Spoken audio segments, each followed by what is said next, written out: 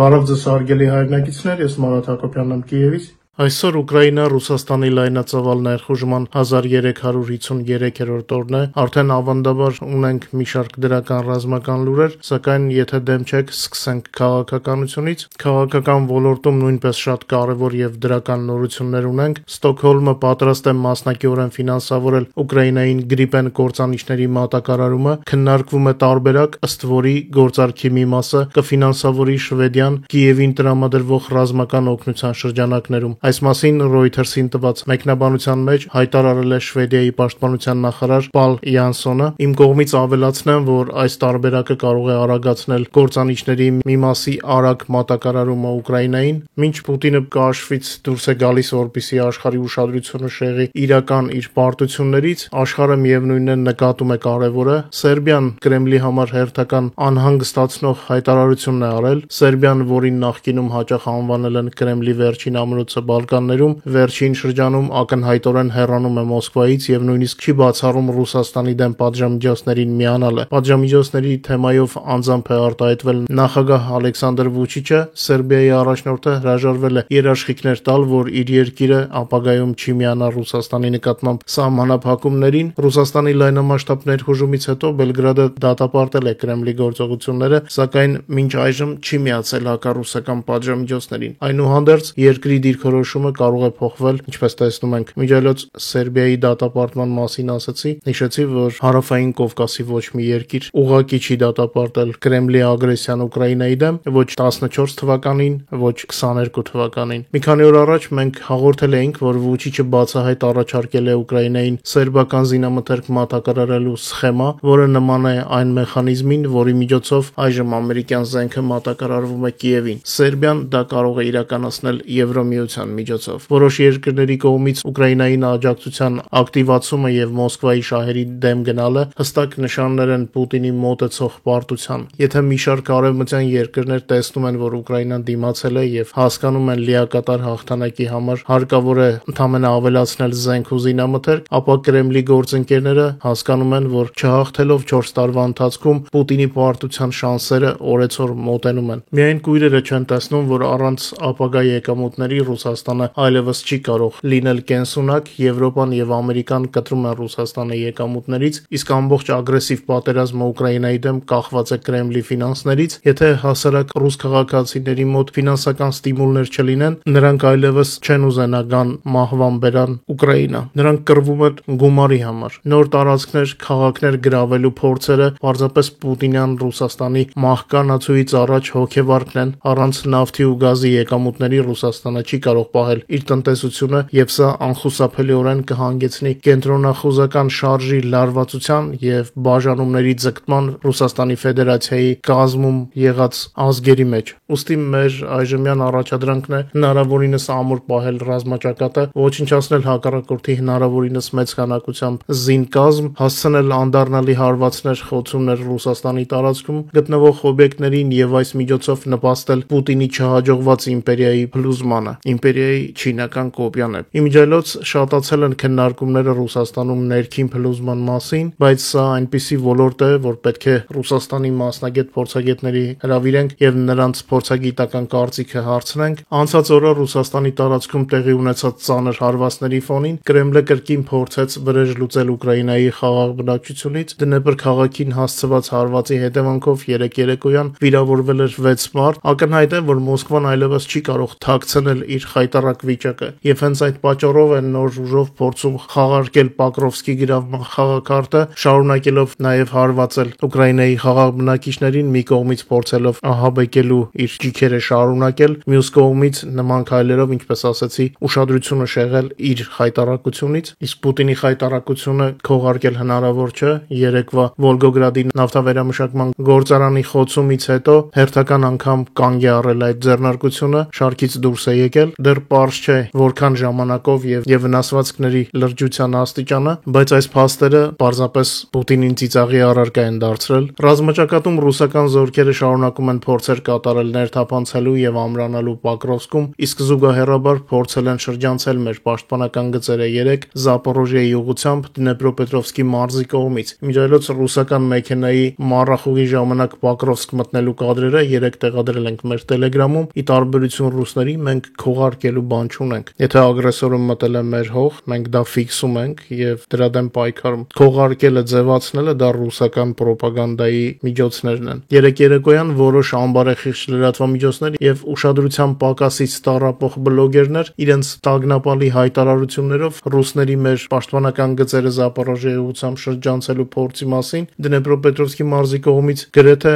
ապատեղեկացրել էին մեր հասարակությանը, սակայն Ուկրաինայի հարավային ուժերի հայտարարությունը վերջնականապես հստակեցրեց վիճակը, տեղեկացվեց, որ հակառակորդի փորձը շրջանցելու մեր դիրքերը լիովին ձախողվել է, ռուսական զորքերը, ովքեր փորձել են շրջանցել, լիկվիդացվել են եւ այդ ուղղությամբ ռազմաճակատը պահպանվում է կայուն։ Ճիշտ է, դժվար է, բայց պահպանվում է։ Երևի թե հեշտ տեղանք ռազմաճակատում չկա։ Անմիջապես եւս մեկ նշան, որը ցույց է տալիս Պուտինի մոտալուտ պարտությունը, այն է, որ Թրամփը մտավ Պուտինի ետնաբակ Կենտրոնական Ասիա։ Թրամփը նախաձեռնել է Սպիտակ տանը հանդիպում Ղազախստանի, Ղրղըզստանի, Տաջիկստանի, Թուրքմենստանի եւ Ուզբեկիստանի ղեկավարների հետ։ Այդ բանակցությունները կազմում են Վաշինգտոնի ռազմավարության մի մասը Կենտրոնական Ասիայում իր դիրքերի ամրապնդման համար, այն հատվածում, որտեղ երկար տարիներ գերիշխել է Ռուսաստանը, իսկ վերջին տարիներին ակտիվ փորձում է գերիշխել նաեւ Չինաստանը։ Ռեգիոնում ամուր դիրքեր ունի Եվրամիությունը, բայց դա գիտեք, ռազմական առումով Ամերիկային այս պահին ոչ ոք չի կարող փոխարինել։ Վաշինգտոնը ձգտում է ամրապնդել գործընկերությունը Կենտրոնական Ասիայի պետությունների հետ, այսպիսով ձեռք բերել նրանց էներգետիկ եւ հանքային ռեսուրսների հասանելիությունը եւ ստեղծել ցամաքային առևտրային երթուղիներ, որոնք կշրջանցեն Մոսկվան եւ Պեկինը։ Իմիջիայլոց այստեղ Թրամփի ճանապարհը կարող է նոր իմաստ ստանալ եւ հայկական քաղաքական դաշտը պետք է ոչ թե աչալուրջ լինի, այլ ցանկացած վարիանտի դեպքում մի քանի ճանապարհներ, մի քանի առաջարկներ ունենա, որպեսզի հնարավոր բանակցություններում Միացյալ Նահանգների հետ Հայաստանի դիրքերը լինեն շահեկան։ Պարզը ոչ ոք չի փորձելու Հայաստանի շահերը ոտնահարել, համենայն դեպս Թրամփը նման մտադրություն չունի։ Հայաստանը Ամերիկայի համար բնական դաշնակից է, ով էլ լինի իշխանության, հայ ազգը համարվում է բարեկամ ազգ, եւ եթե մեր քաղաքական դաշտը իրեն ճիշտ պահի, մենք կորուստների փուլից կարող ենք անցնել ձեռքբերումների փուլի։ Համաշխարհային մրցակցության պայմաններում ուրանի, մոլիբդենի, ոսկու եւ հազվագյուտ մետաղների համար Վաշինգտոնը նպատակադրված է մատակարարումների բազմազանեցման միջոցով նվազեցնել իր մրցակիցներից կախվածությունը։ 5+1 ձևաչափը, որը միավորում է Միացյալ Նահանգներն ու Կենտրոնական Ասիայի 5 պետություններին, սկիզբ է առել դեռ 2015 թվականին։ Այժմ այն բարձրանում է նոր մակարդակի, տարածաշրջանային առաջնորդները ոչ միայն մասնակցել են պաշտոնական բանակցություններին, այլև Սպիտակ տանը Ամերիկայի նախագահ Թրամփի հյուրանոցի ընթրիքի հյուրերն են եղել։ Տեսնում եք, ինչ տեկտոնիկ փոփոխություններ են տեղի ունենում եւ որքան արագ է Ռուսաստանը կորցնում տնտեսական հնարավորություններն ու կապերը, որոնք շուտով վերածվում են նաեւ քաղաքական դաշտում կորուստների Մոսկվայի համար։ Բացի այդ, Ուկրաինան ամեն օր մեծ խոցումներ է հասցնում Ռուսաստանին, ինչով հունից հանում է Մոսկվային եւ հավասարակշռությունը կորցրած Կրեմլը իր նախկին տիրույթներին տեր կանգնելու փոխարեն Պոկրովսկի բազար է տանում, եթե ժողովրդական լեզվով ասեմ, ավելի հնչեղ լինելու համար։ Իրենից Միջին Ասիա են փոկում, Հարավային Կովկաս են փոկում, ինքը Պոկրովսկով է փորձում ուրախացնել։ Պոկրովսկեն շրջապատել, այն միամիտ հայերն էլ գրում են Պոկրովսկը շրջապատել են։ Դա ոչինչ չի տալու Ռուսաստանին, բացի միամիտների ուշադրությունը շեղելուց, որ Ռուսաստանը քայլ առ քայլ վերածվում է պարտվողի, թե չէ մի շրջապատողից, տեսեք, հա։ Մինչ մեր եթերի այլ թեմաներին անցնելը, խնդրում եմ ձեզ օգտագործեք YouTube-ի գործիքները մեր եթերին աջակցելու համար, լայքեք եւ եթե կարելի է տարածեք սոցիալական ցանցերում մեր եթերը, իսկ ովքեր դեռ բաժանորդագրված չեն, խնդրում եմ բաժանորդագրվեք։ Հուսամ ընտրածս թեմաները ձեր սրտով են, սրանք այն լուրերն են, այն տեղեկատվությունն է, որոնք օգնում են կարևորը տեսնել եւ չշեղվել Պուտինի մանիպուլյացիաների վրա։ Մոսկվան արդեն չի կարողանում ազդել իրադարձությունների վրա, այլ փորձում է վազել իրադարձությունների ետևից, իսկ մեզ համար դա շատ հաճելի է տեսնել մեր թշնամուն լեզուն դուրս գցած շնչակատուր վազքի մեջ։ Միասին տեսնենք կարևորը, կարևորենք այն, ինչը մեր շահերից է բխում եւ համախմբված պահպանենք մեր շահերը եւ Հայաստանի եւ Ուկրաինայի։ Բաքվի նավահանգիստը փակել է իր դռները Լուկոյլի նավթի համար, Թրամփի պատժամիջոցները սկսել են աշխատել, Ալիևը հետևելով Էրդողանին հնազանդորեն հետևել է պատժամիջոցներին, Թրամփի կողմից նոյեմբերի 21-ին Լուկոյլի դեմ կիրառված ամերիկյան պատժամիջոցները սկսել են շոշափելի արդյունքներ տալ տարածաշրջանում, խոշորագույն նավթային նավահանգիստներից մեկը հրաժարվել է ընդունել ռուսական ընկերության նավթը, փաստացի փակելով դրա ուղին Ադրբեջանով, այս մասին հայտնում է Reuters-ը։ Աբշերոնի ափերից նոր լուրերը վկայում են, որ Բաքուն արդեն սկսել է խաղալ Թրամփի խաղը, Ադրբեջանը ընդունում է նաև ՆԱՏՕ-ի չափանիշները, Բաքուն պաշտոնապես հաստատել է Հյուսիսատլանտյան դաշինքի հետ մերձեցման իր ուղղությունը, Բաքվում ՆԱՏՕ-ի ներկայացուցիչների հետ հանդիպման ժամանակ Ալիևը հայտարարել է, որ ադրբեջանական բանակը ընդունում է դաշինքի չափանիշները եւ ակտիվորեն համագործակցում է Թուրքիայի հետ այս գործընթացում։ Հետաքրքիր է, որ նա նույնիսկ չի նկատում, որ որպես կցորդ է Թուրքիային հանդիսանում, չնայած ներքին հակասություններին։ Լսելով սա, կարծում եմ, որ Հայաստանի իշխանությունները պետք է իրենց սեփական քայլերը կատարեն նոր խաղում, առանց մեր Հայաստանի ոչինչ չի կարող իրականանալ, պետք է մեր դերը ճիշտ գնահատենք եւ մտնենք այս թեմայի մեջ, որը առանց Թուրքիայի եւ Ադրբեջանի կմաճույքի, Երևանի ճիշտ ինքնադրսևորման դեպքում մեր հայրենիքի համար կբացի ոչ միայն տարածաշրջանի դռները, այլ ավելի հեռուն գնացող հեռանկարներ կարող է բերել։ Պետք է հասկանալ մի բան,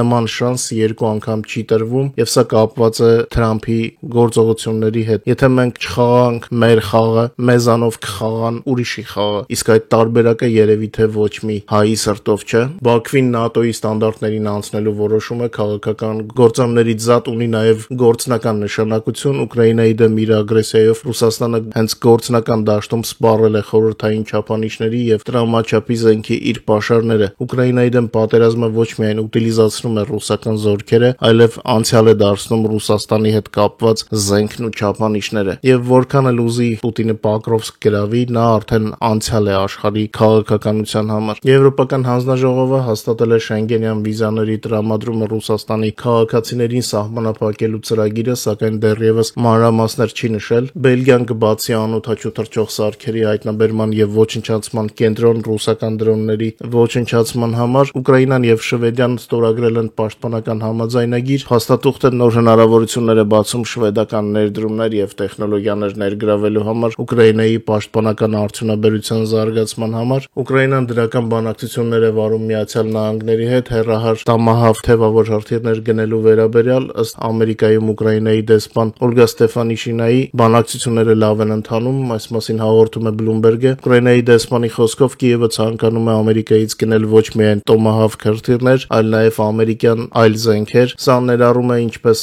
մեծ հեռահարության հրթիռներ, այնպես էլ փոքր հեռահարության։ Իսկ թվում է դեսպանը շատ չի ուզեցել մանրամասնի, որովհետեւ ոչ միայն հրթիռների մասին է խոսքը։ Ռուսական նավթի գները Ասիայում կտրուկ անկում են ապրել Ռոսնեֆտի եւ Լուկոյլի դեմ ամերիկյան պատժամիջոցների սահմանումից, ինչպես նաեւ Հնդկաստանի եւ Չինաստանի նավթավերամշակման գործարանների կողմից գնումների չեղարկումից հետո։ Reuters-ի տվյալներով ասիական նավահանգիստներում ռուսական նավթի զեղչերը հասել են 1 տարվա ամենաբարձր մակարդակին, այն բանից հետո, երբ չինական եւ հնդկական նավթավերամշակման գործարանները սկսեցին կրճատել գնումները Ամերիկայի նոր պատժամիջոցների եւ երկրորդային սահմանափակումների ռիսկի պատճառով։ Իսկ Ուկրաինան աշխատում է նույնիսկ պատերազմի պայմաններում ավելացնել իր արտահանումը։ Հոկտեմբերին Ուկրաինան արտահանել է 4.5 միլիոն տոննա գյուղատնտեսական արտադրանք, ինչը գրեթե 21%-ով ավելի է նախորդ ամսվա ցուցանիշից։ Անցնենք ռազմաճակատի լուրերին։ Գիշերը ռուսական բանակը նորից փորձեց ներկայանալ որպես հզոր եւ հարվածներ հասցրեց Խարկովի եւ Զապորոժիեի մարզերում քաղաքացիական թիրախներին։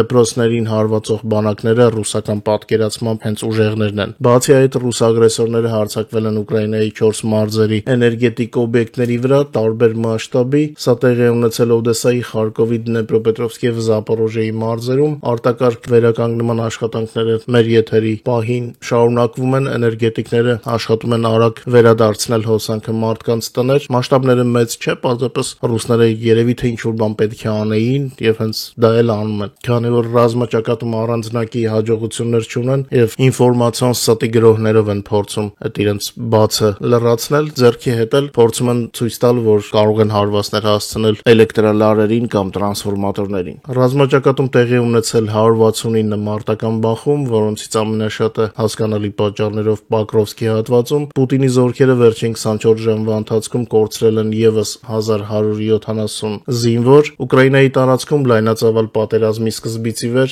ռուսական զորքերի ընդհանուր մարտական կորուստները գնահատվել են արդեն 1,148,910 ռուս օկուպանտ։ Սա Ուկրաինայի գենշտաբի տվյալներն են, ռելիզը ձեր էկրաններին է։ Գիշերը ուկրաինական դրոնները իրենց աշխատանքը հիմնականում կատարում էին Բրյանսկի մարզում, կային որոշ թիրախներ Ռուսաստանի արևմտյան մասի կենտրոնական եւ հարավային գոտիներում։ Ուկրաինայի գենշտաբը դեռ մանրամասներ չի ներկայացրել մեր եթերի պատրաստման պահին։ Ռուսները ամեն կերպ իհարկե փորձում են թաքցնել, իսկ դրա փոխարեն այս պահին ունենք մանրամասներ Ղրիմին հասցված խոցումներից։ Նախորդ օրվա Ուկրաինայի հատուկ նշանակության ուժերի ստորաբաժանումները հաստատել են Ղրիմում վառելիքի մի շարք օբյեկտների վրա 3 գիշերը կատարած հարվածները։ Մենք տեսանյութը արդեն հրապարակել ենք մեր Telegram-յան ալիքում։ Ոչնչացվել է RVS 400 նավթի ռեզերվուար, հարվածի պահին այն լիքներ, միաժամանակ նույն տարածքում հարվածներ են հասցվել բեռնման եւ բեռնաթափման հարթակում գտնվող 2 ցիստերային գնացքների։ Հարվածի պահին շարժակազմերը բեռնված էին